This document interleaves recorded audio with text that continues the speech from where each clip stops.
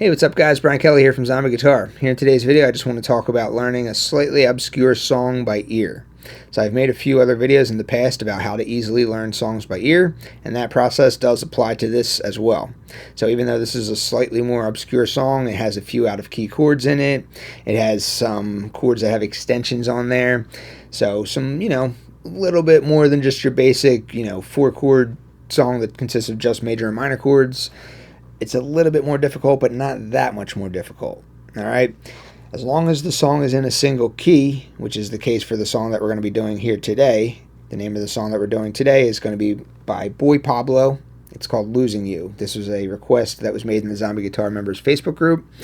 So this song is just in one single key. As long as the song takes place in a key and you can identify what the key is, I would say 85–90% of the work is done.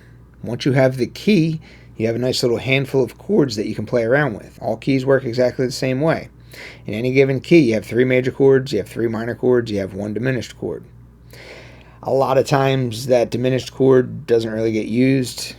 That's the case in this song, that diminished chord. Most songs that you try to figure out by ear, it's really just going to be those first 6 chords in the key that you're kind of using. So once you identify the key, there's really just 6 chords that you're kind of really worried about. And then you take those chords and you look at them in their 7th form. 1 chord is always going to be major 7. 2 and 3 are always going to be minor 7. 4 is always going to be major 7. 5 is going to be dominant 7. 6 is going to be minor 7. And then that 7th chord, which we're not really worrying about, is a half diminished chord in 7th form. So so once you identify the key, then you're just like, okay, I have these little 6 chords to play around with. Let me try those out. And most of the chords that are used in the verses and the choruses and the bridge and all that stuff are going to be those 6 chords, one of those 6 chords, as you're going to see here. All right, so as I said, the very first thing that you want to do is identify the key of the song. So let's do that right now. Let's listen to this intro and see if we can get the key information that way.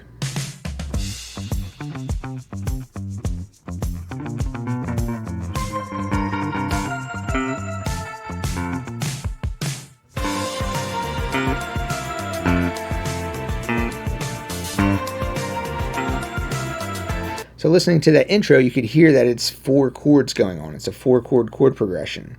The bass line lets you know what's coming. It starts out with the bass line, and then the drums and the guitar and all that kick in, and then the guitar is doing 1 chord on each of the bass root notes. So the bass line is doing something like...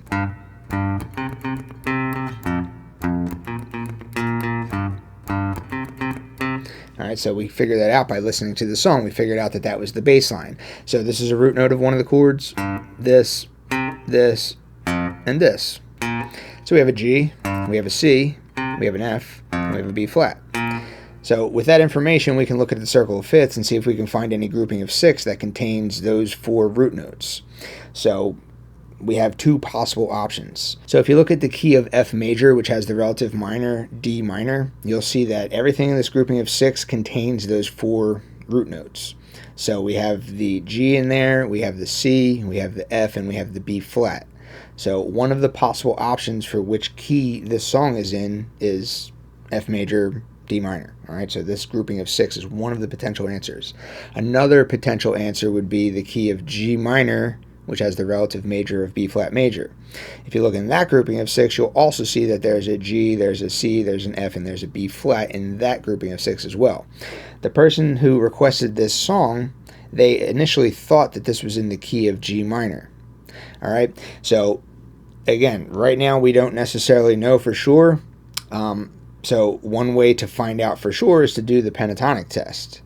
So the pentatonic test simply says, okay, find your pentatonic position number 1 for the key in question, and then test out that just pentatonic box, noodle around along with the song and see if it fits the music. If there's some sour notes going on, then that's not the correct answer. If it seems to fit the music, then it is the correct answer. So I'm just going to do a back-to-back test here. I'm going to test out the key of G minor / B flat major.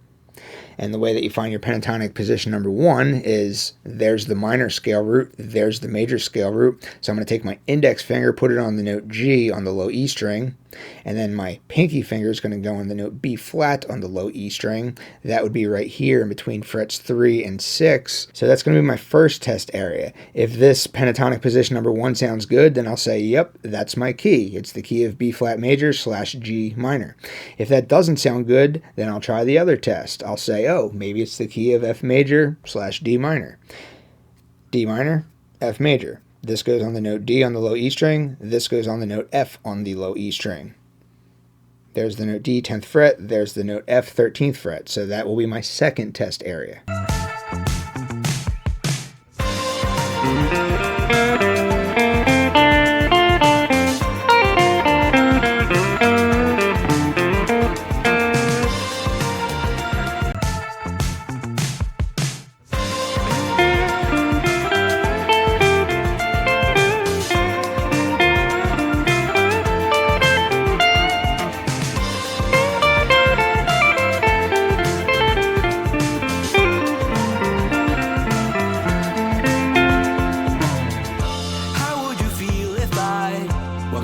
So doing that pentatonic test confirmed that this is in fact in the key of F major, which has the relative minor of D minor.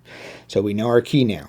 Now the person asking this question, they thought it was in the key of G minor, B flat major, and they were having trouble figuring out this song. They were like, none of these chords seem to be working. Well, that's what happens if you get the wrong key. All right, the chords that are in the key of G minor are not going to work for this song, because those are not the chords being used.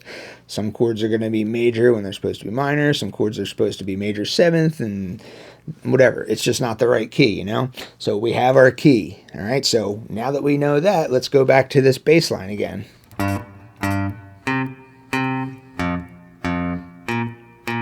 All right, so we know it's some type of G chord. We know it's some type of C chord, we know it's some type of F chord, and we know it's some type of B flat chord. So just using our circle of fifths and just making the appropriate chords major and minor, we know this is supposed to be a G minor chord. We know this is supposed to be a C major chord. We know this is supposed to be an F major chord. And this is supposed to be a B flat major chord.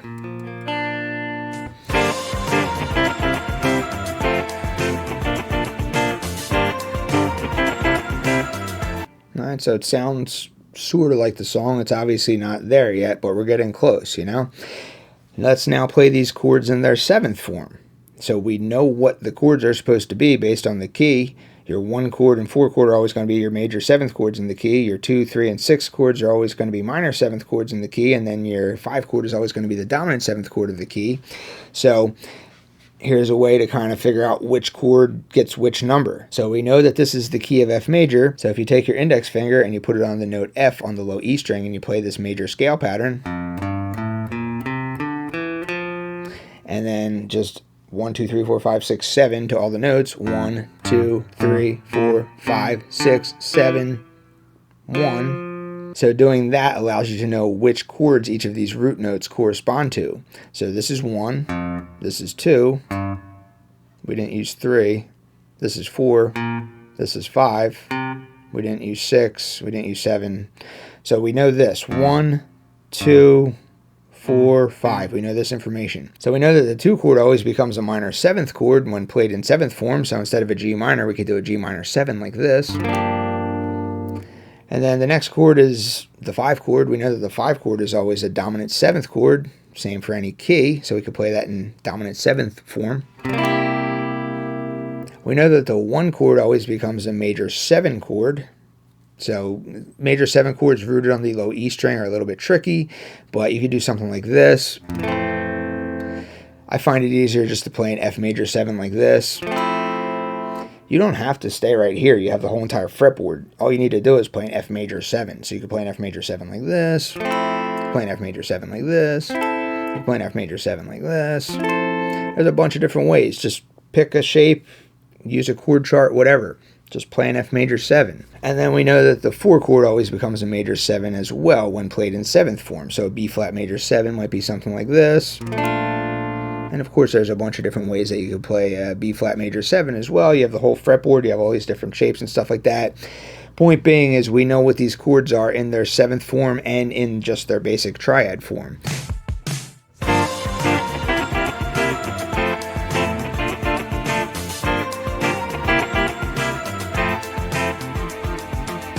now we know our chords. So we could have bypassed all this key testing as well if you kind of, once you learn a bunch of songs, you kind of like, you just recognize progressions. So if you would have recognized that this was a 2-5-1 progression, you wouldn't have had to do all that work that we just did and identifying the key and doing the pentatonic test and all that stuff. 2-5-1,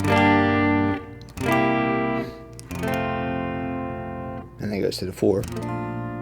But recognize that 2-5-1 progression. So just listening to the song when I first heard it, I'm like, oh, that's a 2-5-1. Okay, no problem. So I knew what the answer was automatically.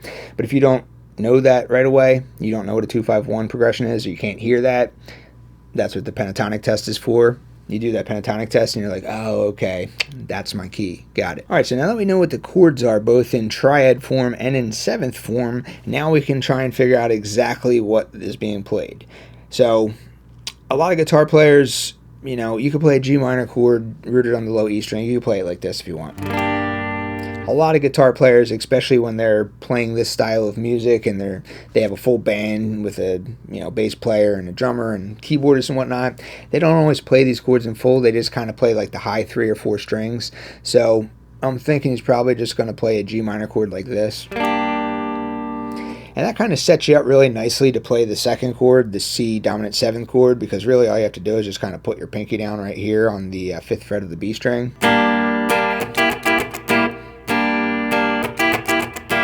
So I'm just trying to think like a guitar player. Guitar players typically don't do crazy funky shapes with their hands. A lot of times it's just like they start with a basic bar chord shape and then they like move a pinky around or they lift up a finger here and there. They're not really doing crazy contorted hand configurations, you know, so I'm trying to think like a guitar player as I'm trying to figure out songs as well. So it's efficient to just be like G minor, C dominant 7, and then F major 7. So it's not a lot of movement, you know, you're all kind of like in this area. The one thing is there's that one chord, the 4th chord of the progression, that B flat major 7 chord. It sounds like he comes up here somewhere. So listening to the song, I'm hearing this note in here. He's getting that note in there. When you're trying to listen for these chords and stuff, try to listen for the highest note. That's usually the one that stands out the most. We already have the foundational information. We already know that it's a B flat major 7 of in some shape of some sort, you know. So how can we play a B flat major 7 incorporating this note right here? So this is where a bit of knowledge of the cage system would come in. So I can see right here that, okay, this is a B flat somewhere. Oh, here's a B flat in the C shape right here. So this is a B flat chord in the C shape. Just playing the high 3 strings of it, you have this. That's still a B flat. I want to play a major 7 chord though, not just a B flat major chord. So the way to take this little 3-note shape right here and turn that into a major 7 chord, you can take any major chord and turn it into a major 7 chord by adding the note in that's 1/2 step below the root note of the chord. So the root note of the chord is the note B flat.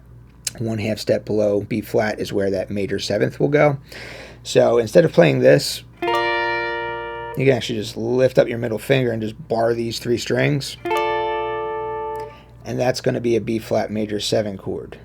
It's a rootless B flat major 7 chord, but if you know the rules of chord construction, and I've made videos on that, I'll link you to one right here if you want to check that out. If you know the rules of chord construction, one of the notes that can be dropped in any chord is the root note. Why? Because the bass player is holding down the root. So you as a guitar player, you can play the rest of the tones that make up this B flat major 7 chord, but you don't necessarily need the B flat in there because the bass player is taking care of it. So if I had to guess, I would say this is probably what's going on here.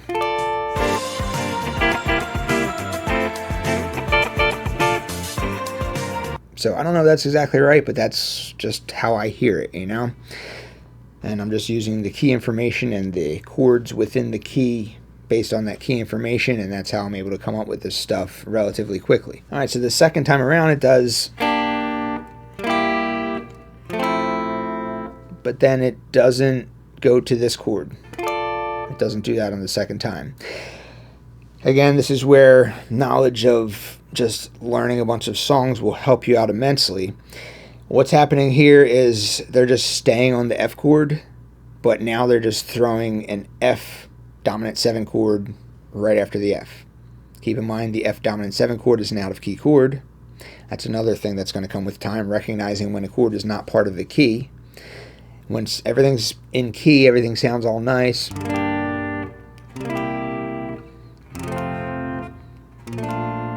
But when you have an out of key chord,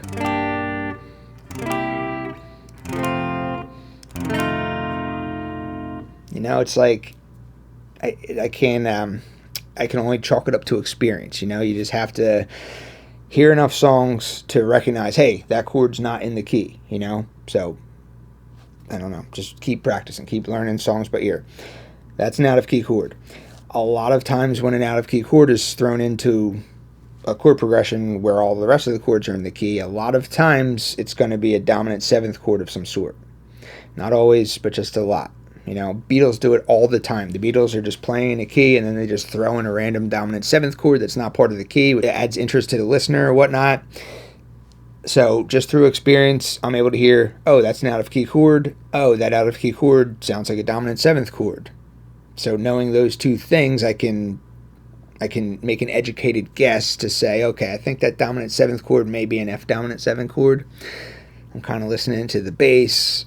Let me try it. Let me see if that works. So.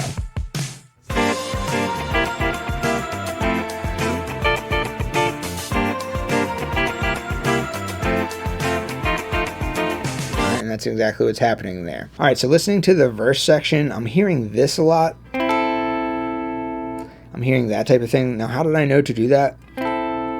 Well, the reason I did is because previously we figured out that this is potentially what was going on for that B flat major 7 chord. So if we know that a major 7 chord can be played using this shape, and we know that everything on the guitar is movable, and we also know that the 1 chord of any given key is a major 7th chord, well, this is a very strong indication that that F major 7 also may be played in the same manner that this B flat major 7 was played. So there's a B flat major 7 up there, here's an F major 7 down here. Why is that an F major 7? Well, if we start off with the F major chord in the C shape, using the cage system, here's an F major chord. Just the high 3 strings, here's an F major chord. Doing the same thing that we did previously, lifting up our middle finger and just barring these 3 strings, we're playing a rootless major 7 chord. So that's an F major 7 chord. I'm hearing that, you know? And I'm hearing this too. That's the top piece of that G minor chord that we were just playing before. Here's the G minor chord. Just the high 3 strings. So if you kind of listen along with what the verse is doing, it sounds like the guitar player is just kind of going...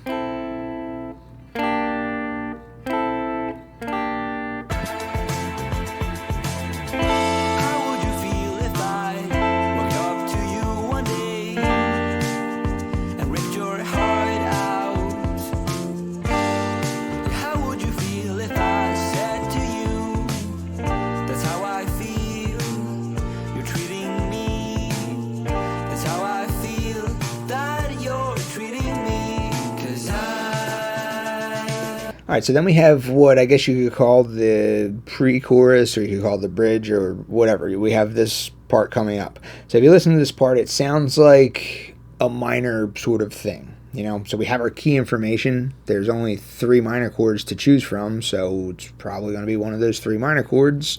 Let's try one of them out. Alright, so it's going to the D minor chord here. So that's how this part starts, and then it sounds like something out of key is happening here. Alright, so again, this comes just from experience, learning a bunch of songs, playing a bunch of songs, recognizing, hey, there's something out of key happening there. So we've already previously played an out of key chord. It was that F dominant 7 chord. So maybe that's what's happening here. So maybe it's a D minor to an F dominant 7. Sounds pretty close to what's happening. Or maybe, thinking like a guitar player, maybe they're not doing all of that complicated finger movement, because guitar players generally don't want to do hard things that are, you know, whatever. Guitar players generally think more efficiently than less efficiently, whatever. So maybe instead of doing a D minor to an F dominant 7 like that and having to do that weird finger change, maybe he's just going like this and just taking that pinky and putting it down right there. Sounds pretty close.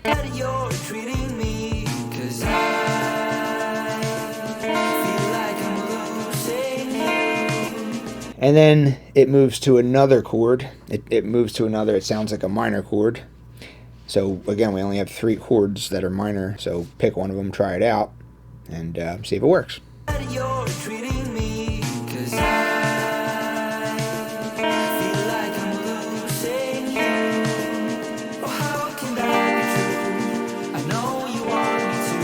Alright, so it seems like the minor chord that it moves to is the G minor chord. We've been using that one all along anyway. Alright, and then it goes back into a verse, and again, the verse is very similar to the first verse, so just kind of play around with the chord shapes that we've already been using, and then, you know, the same thing is going to apply to the second verse. It then goes into that pre-chorus again, or the bridge, or whatever you want to call it, and it sounds like it's a little bit different this time, because previously it was just the guitar and the singer doing it. Now it's the guitar with the bass and the drums and everything. Like the whole band is now doing this pre-chorus part. So I tried playing it like this. I tried doing the same thing we did before, but it seems like an F seems to fit better, because if you listen to what the bass player is doing right here, the bass player is also playing the note F. So this time I'm just doing a straight F chord, and then put my pinky down to make it that F dominant 7 chord. And then after that, we have now a third chord that hasn't previously been used yet. The first time this pre-chorus came around, it did this, and then it did this, and then it played that same chord again, and then it went to the G minor. This time it's going mystery chord, and then the G minor. So we have to figure out what that mystery chord is. So just listening to the highest note of the chord, I'm hearing this. So even if I don't figure out that chord yet, I'm still getting this.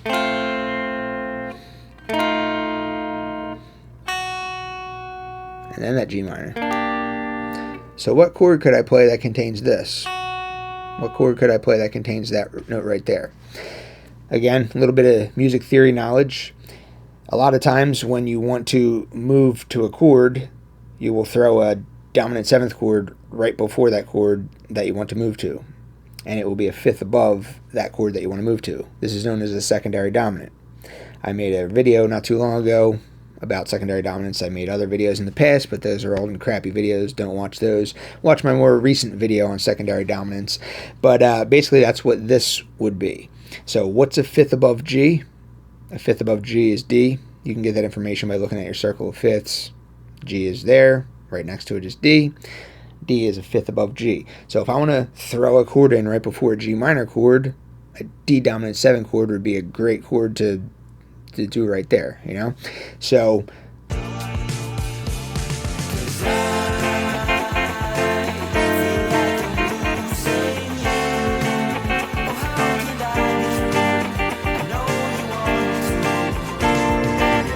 and then we have this one little fill that seems to keep happening right before the chorus kicks back in, right before this part kicks back in. Right before that keeps coming back in. I guess we're going to call that the chorus. So there's this little like, or maybe it's, it could be either one. They both kind of work, you know. It's the high notes that's really kind of giving it the sound. So if you happen to go, or if you happen to go, it's hard to distinguish by the song exactly which one of those two options is going on, but they both sound very, very similar to each other, and it just seems to work both ways, you know? So pick, or. And how do I know that? Well, we've already kind of been using those chords for the verse sections anyway, so everything so far that we've done pretty much has been chords from the key, chords that we figured out initially in the very beginning. We're like, oh, maybe it's an F. Oh, maybe it's a G minor. Oh, maybe it's a B flat. We already know all this stuff. We have the key information. That's how we know to try these chords out of all of the possible chords for which it could possibly be.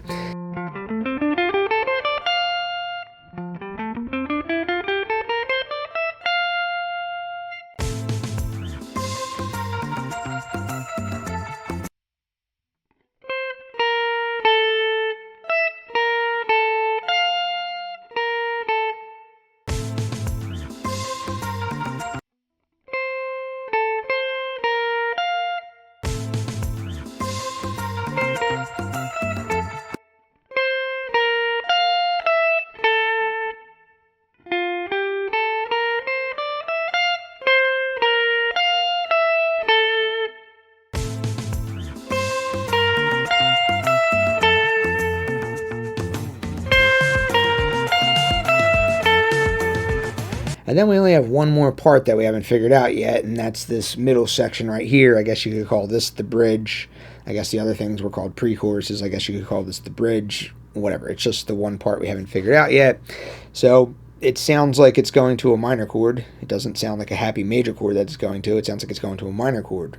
We already know what key we're in, so we only have 3 minor chords to really try. It doesn't sound like an out-of-key chord. So, yeah, try those 3 minor chords and see if one of them works.